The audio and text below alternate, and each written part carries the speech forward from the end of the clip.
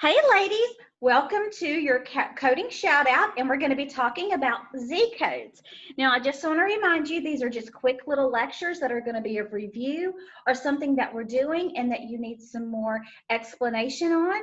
I want to hear your ideas of what you want to hear more about. It can be about any subject whatsoever. But today our subject is going to be on Z codes in your ICD-10. Now, if you'll get out your ICD-10 real quickly and turn to the very back in the Z codes, I just want to show you this green portion. Start your Z codes. All of all this information, sorry, I'm going to get this out correctly in a moment.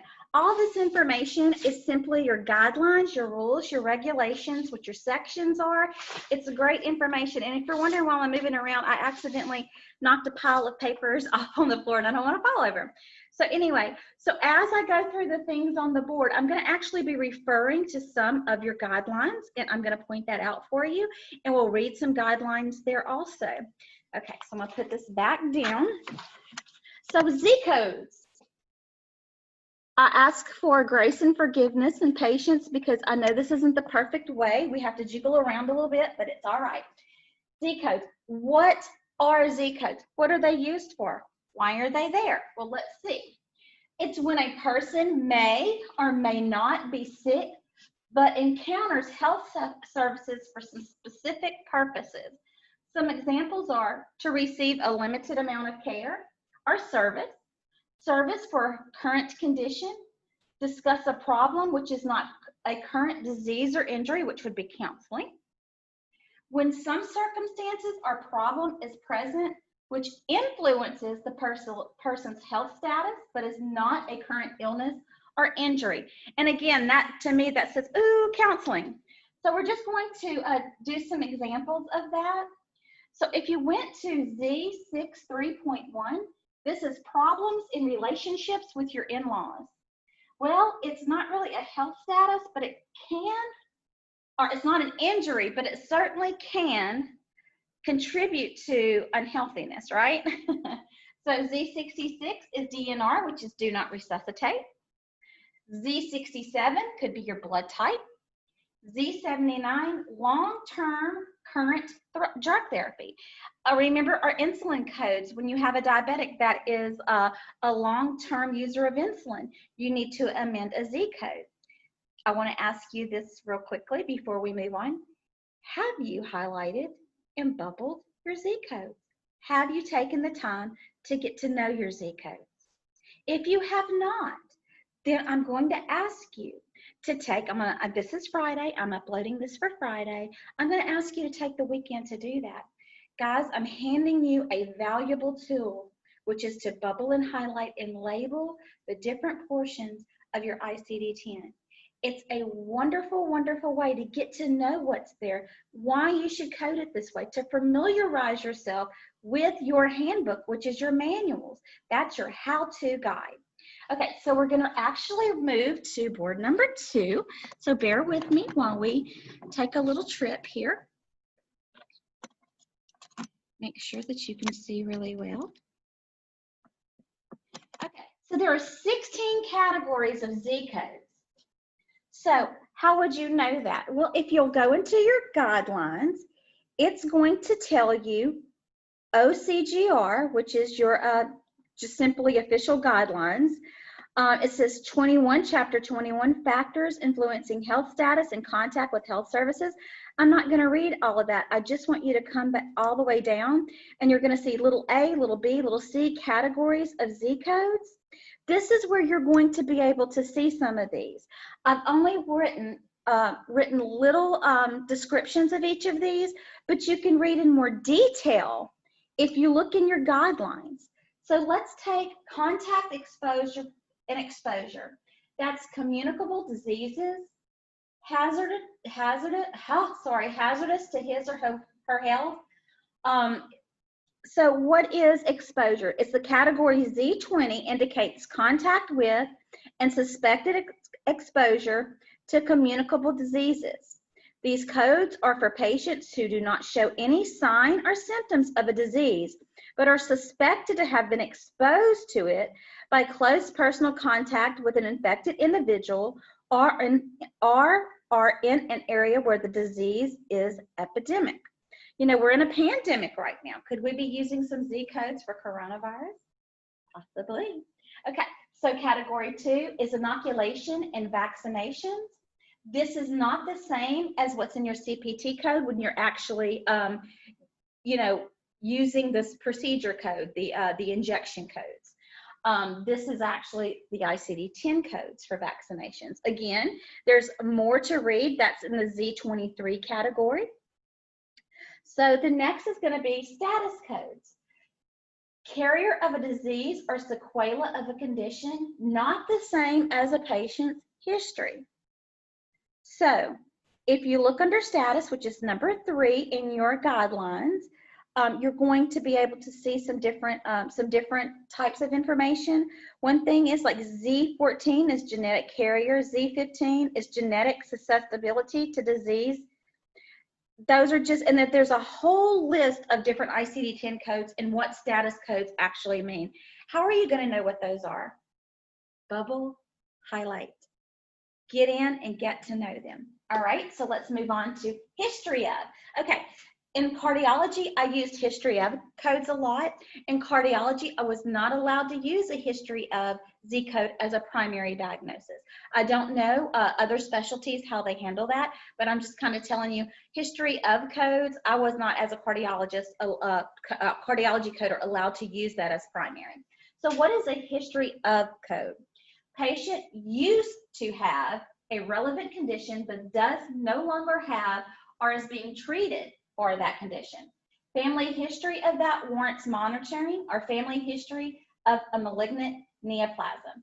So say that I had, I don't know, malignant neoplasm on my right breast 15 years ago, but I'm in complete remission, I'm not being treated. I have a history of that neoplasm. So it is not relevant to put that on every single medical record unless there's an issues that directly related to that. If I was still being treated for that neoplasm, it's not a history of, because I'm actively being treated for it.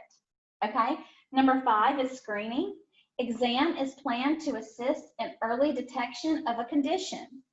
So that is number 5, is screening. Screening is the testing for disease or disease precursors in seemingly well individuals so that early detection and treatment can be provided for those who test positive for the disease. For example, screening mammogram. So that's just a little bit of frame of reference for that one. Okay, observation. This is rarely used. Well, I don't know what that says. It's for rule out. I'm not sure what the FUL is. It says fuel rule. That's not right. Our symptoms do not apply. Let's take a look at observation. There are 3 observation Z code categories. Encounter for medical observation for suspected diseases and conditions ruled out, that's Z03. Z04, encounter for examination and observation for other reasons except Z04.9. Z05, encounter for observation and evaluation of newborn for suspected diseases and conditions ruled out. Okay, that's a lot of information. So how do I really find out what's there? Well, I bubble and highlight, I get in, I read, and I familiarize myself with those codes. Okay, number 7 is aftercare. Subsequent treatment is necessary during recovery or long-term condition, fitting or adjustment of a prosthesis, management of an implanted device, or orthopedic aftercare. So those are some examples of aftercare. Again, there's a lot more to that, but if you go along in your guidelines, you're going to be able to read that and, you know, and see what you might want to look up there. Number 8 is follow-up. Situations in which the physician needs to follow up for a visit or surveillance of a condition that no longer exists. For example, postpartum care would be a part of this, and maybe a previous malignant neoplasm. Okay? All right, we're going to move right over to our last board. And I have a table right there. I'm just hoping that that doesn't get in our way. And we can still see. Here we go. Number 9, Z52, donor. It's a living donor, donating blood or body tissue. Number 10, counseling. Due to illness, injury, family, or social. Example, abuse, childbirth instruction, and genetic counseling.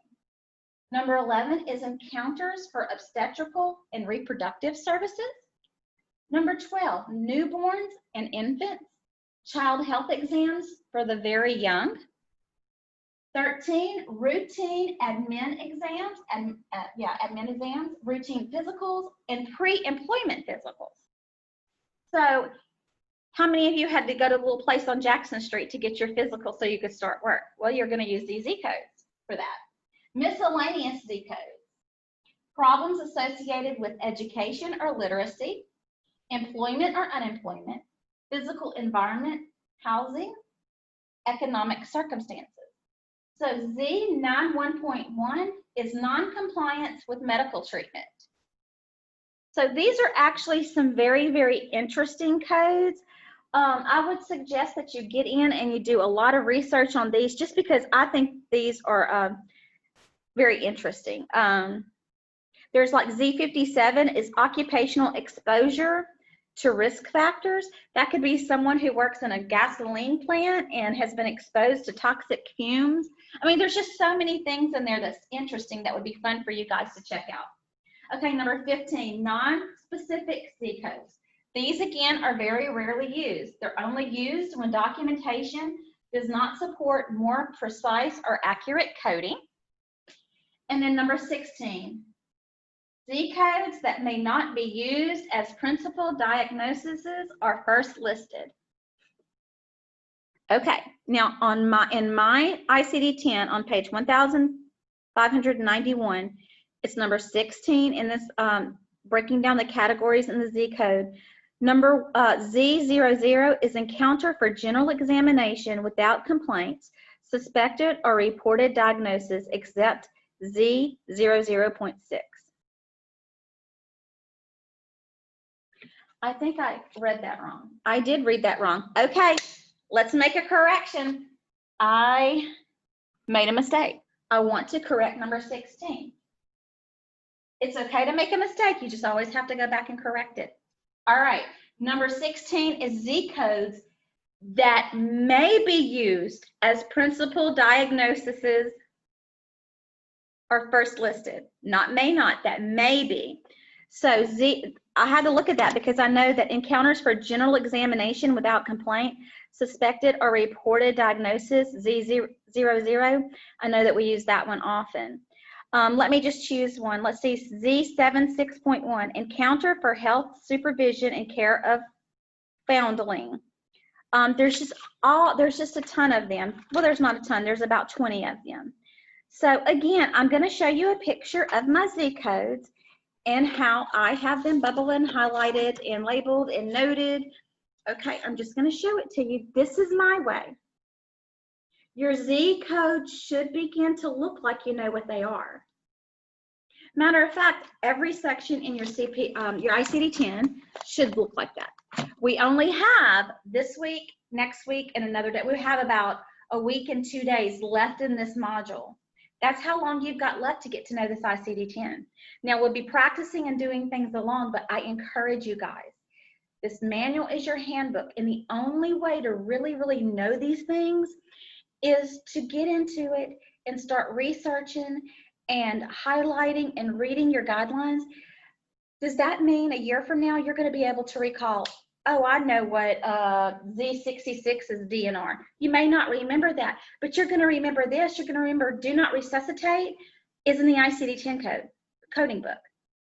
So already you're halfway there because you know it's a Z code and you know it's in the ICD-10.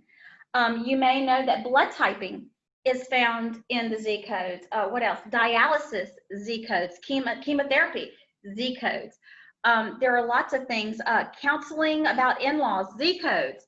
See what I mean? You may not remember everything that's there, but a lot of it's going to clump in your mind and you're going to catch it and you're going to remember. I hope that this breakdown of the different sections of the Z codes helped you. I hope that that you take my advice and bubble and highlight and get to know these codes. I really, really would love your feedback on what you might want to learn more about, what you might want us to do a little pop-up coding shout out about. And I hope you guys have a great weekend and see you later. Bye-bye.